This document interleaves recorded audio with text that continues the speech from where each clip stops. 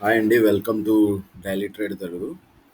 మీ అందరికీ నేను చెప్పినట్టుగానే Suzlon energy share every day కంటిన్యూస్గా 5% అప్పర్ సర్క్యూట్లో వస్తుంది. చూడండి, Suzlon Suzlon energy shares in 5% upper circuit for fourth striking day. Stock up 22% from recent lows. 22% పెరిగిందండి. ఓకే, ఇంకా ప్రజెంట్ టైంలో సుజ్లాన్ యొక్క ఫ్యూచర్ టార్గెట్స్ ఏంటి, అసలు నేను ఎందుకు దీని గురించి మళ్ళీ తీసుకొచ్చాను, లేకపోతే అసలు ఇప్పుడు కొత్త షేర్స్ ఇప్పుడు ఎంటర్ అవ్వాలా వద్దా, లేకపోతే హోల్డ్ చేయాలా ఏంటి, అసలు ఎవరు దీని గురించి ఏమని మాట్లాడుకుంటున్నారని చూసేదాని ముందు మీ అందరికీ ఒక విషయం చెప్పాలండి. ఇక్కడ నేను ఏది కూడా పర్చేసింగ్ సెల్లింగ్కి నేనేం మాట్లాడలేదు. నేను ఎందుకంటే సెబీ రిజిస్టర్డ్ ఫైనాన్షియల్ అడ్వైజర్ కాదు. నేను ఒక just educational purpose of point of వ్యూలో మీకు షేర్ మార్కెట్ గురించి కానీ, మ్యూచువల్ ఫండ్స్ కానీ, ఐపీఓస్ గురించి కానీ మీకు ఒక ఇన్ఫర్మేషన్, అలాగే ఎడ్యుకేషన్ పాయింట్ ఆఫ్ వ్యూలో నేను మీకు ఎక్స్ప్లెయిన్ చేస్తాను.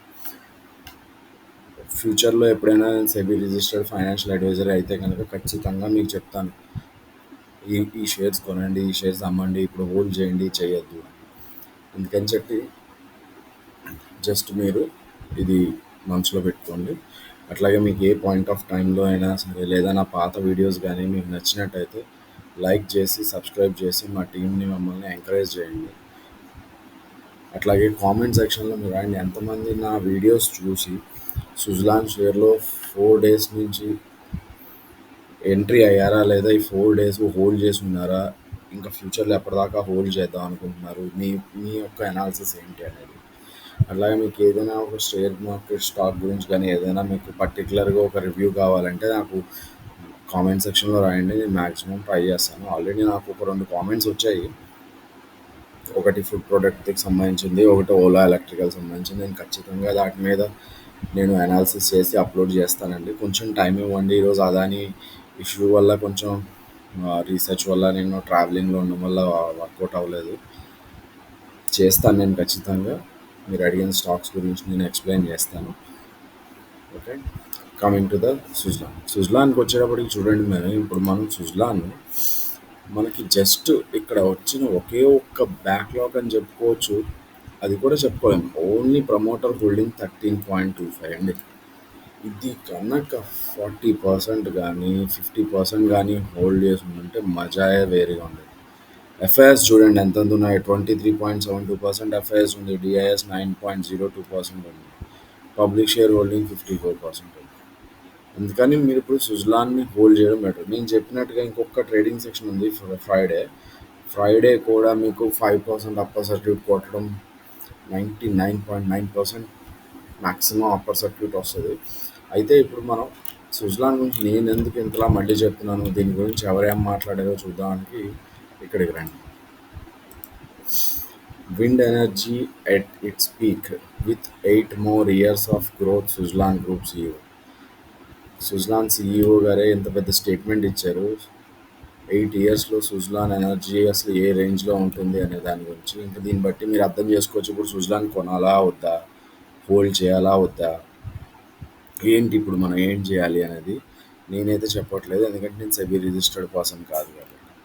రెండోది, ఇప్పుడు మీరు స్టాక్ చూసారనుకోండి, వీళ్ళ బిజినెస్ ఇక్కడ చూపిస్తారు.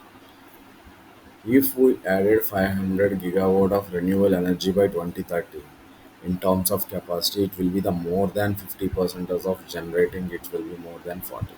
మన కెపాసిటీ 2030కి 500 గిగావాట్స్ చేయాలండి. అది కనుక మనం చేస్తే వీఆర్ ద నెంబర్ 1 ప్రజెంట్ ఇండియాలో. ప్రజెంట్ హయ్యెస్ట్ ఆర్డర్ వచ్చింది సుజ్లాన్కి వచ్చి 5.1 గిగావాట్స్ హయ్యెస్ట్ ఆర్డర్ బుకింగ్ వచ్చిందండి quarter 2025.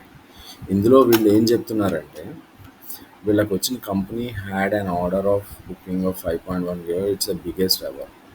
JP Chalasani, chief executive officer, Suzlon group.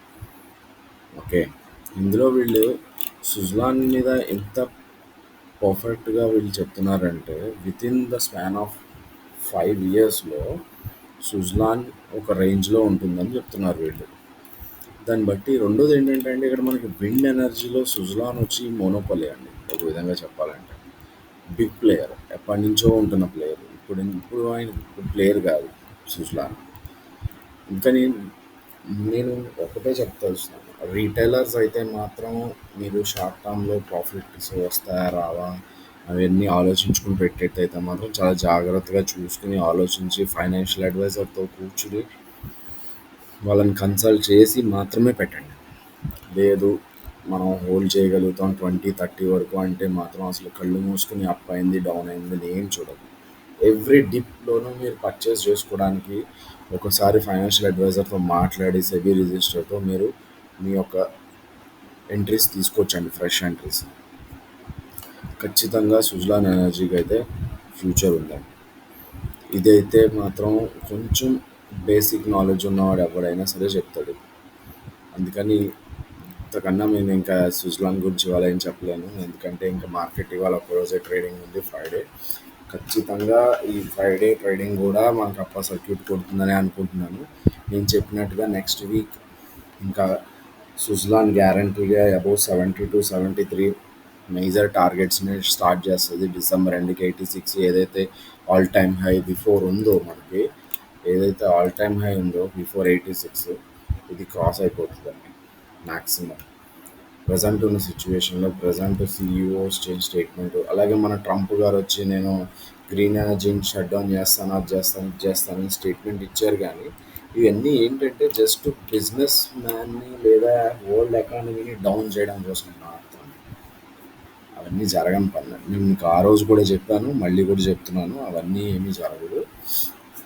అందుకని రీటైలర్స్ అప్పుడు కంగారు పడద్దు. ఎవరైతే ఆల్రెడీ షేర్స్ ఉన్నాయో కొంతమంది 86 కూడా కొన్నారండి, నేను మళ్ళీ చెప్తున్నాను, ఏమీ కంగారు పడద్దు. స్టాక్ మళ్ళీ పెరుగుతుంది, ఖచ్చితంగా పెరగాలి.